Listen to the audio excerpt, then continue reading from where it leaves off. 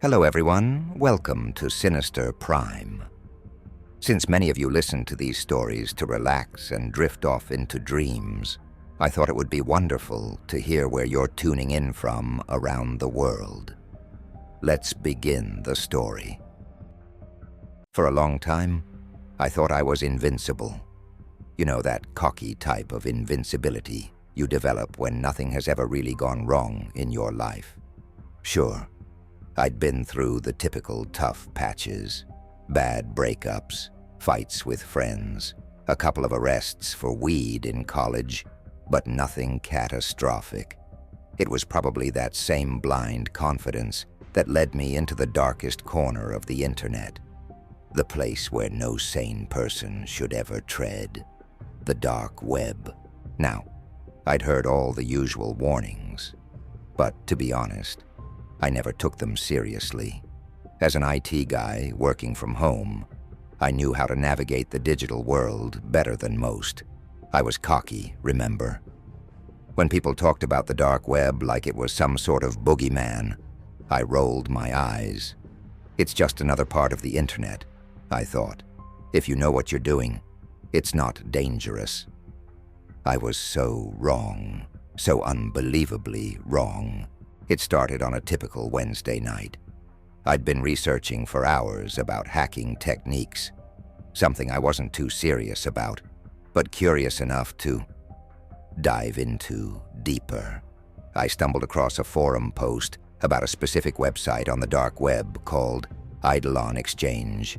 It promised access to information on anything, passwords, social security numbers, bank accounts, you name it, for the right price.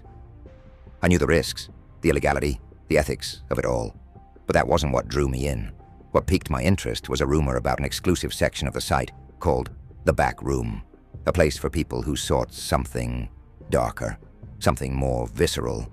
That night I decided to access Eidolon Exchange, figuring it'd just be another playground for scammers and low-life criminals. After getting past the usual Tor browser setup and making sure my VPN was working overtime, I reached the home page. It wasn't flashy or extravagant, just a plain black background with a simple search bar. Boring, really. But I wasn't here for credit card numbers. I wanted to see the back room, a few lines of code, and a carefully worded message to the right admin. Later, I received an invite. My stomach churned with excitement, like some perverse sense of accomplishment. I'd done it. I'd broken through. In hindsight, I wish I had just shut off my laptop and never opened it again. The back room wasn't what I expected. No, it was much worse.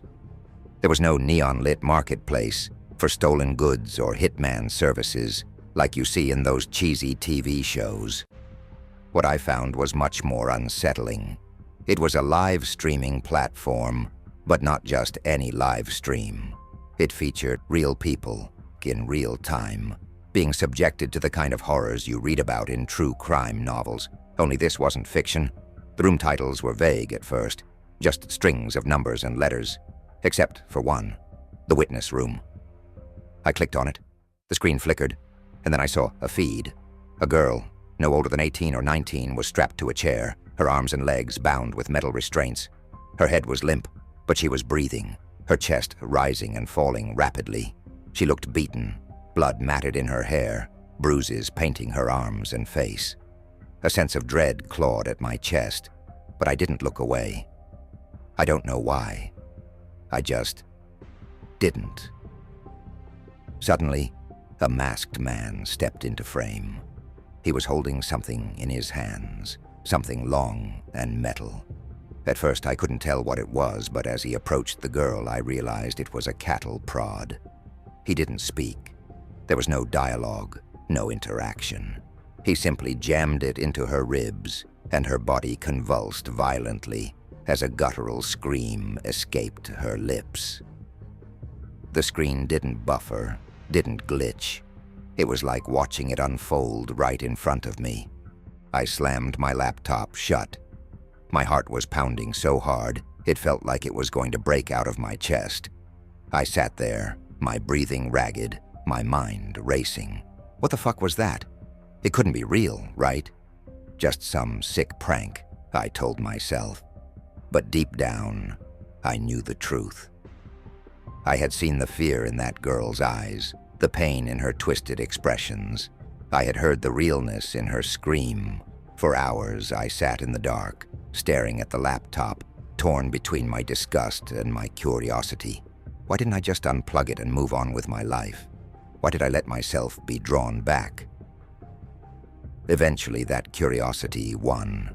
I opened my laptop again and, against my better judgment, logged back in. The witness room was still active.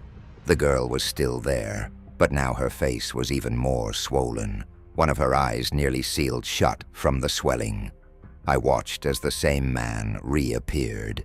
This time, he wasn't alone. Another man, masked, entered the room with what looked like a blowtorch. I couldn't tear my eyes away.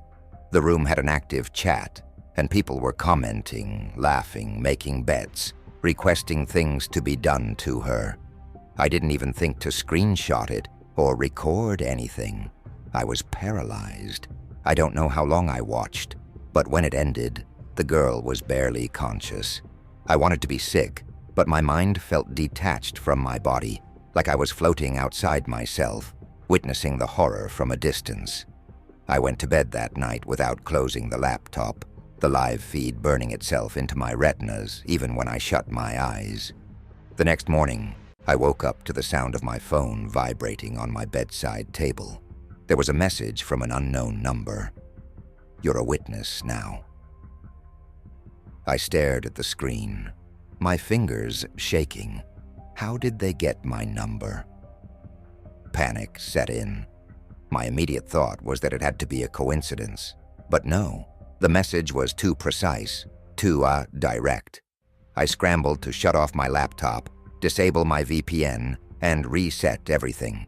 But before I could do anything, another message came through. "Don't leave. We're just getting started."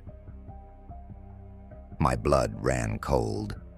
I felt eyes on me, as if someone was watching me, lurking just out of sight. My apartment was quiet, but that silence only intensified my fear. How could they know? How could they have found me so quickly? I didn't go to the police. How could I explain it? Hey, I was snooping around the dark web and saw some really bad shit. I'd be arrested before I could even finish my story. Plus, if they had my number, what else did they have?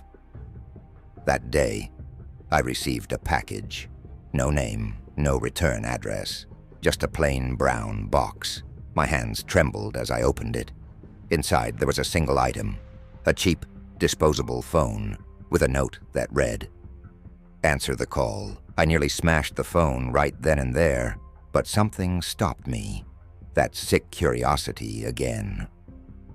Hours passed, and the phone just sat there on my table, like a ticking time bomb. And then, at exactly 3 a.m., it rang. I answered. "Jake," a voice on the other end rasped. "You've been chosen." My breath caught in my throat. How did they know my name? I tried to hang up, but the voice continued. "You watched, didn't you? You were part of it. Now you need to witness more."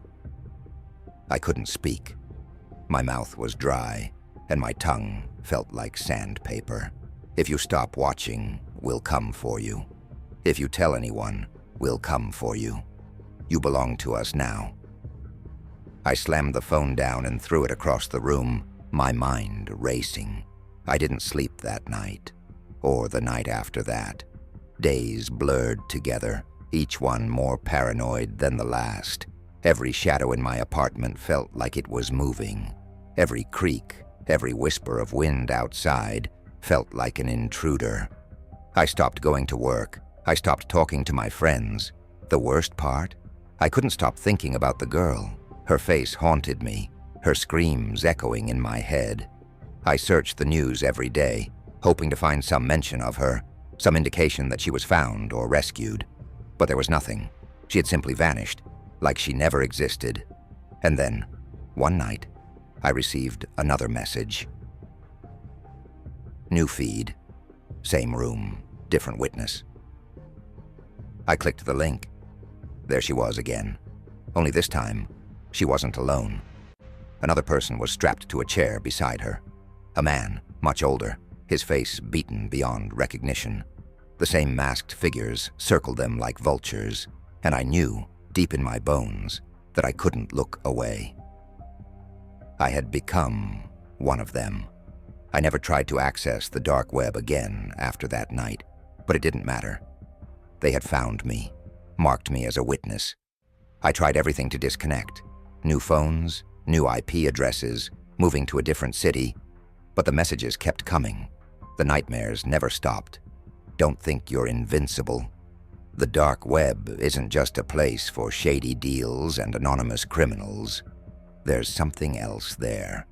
Something that watches. Something that waits for people like you and me, cocky enough to think we can handle the darkness. But trust me, you can't. I couldn't. And now, I'm one of them. A witness. God help me, I can't stop watching.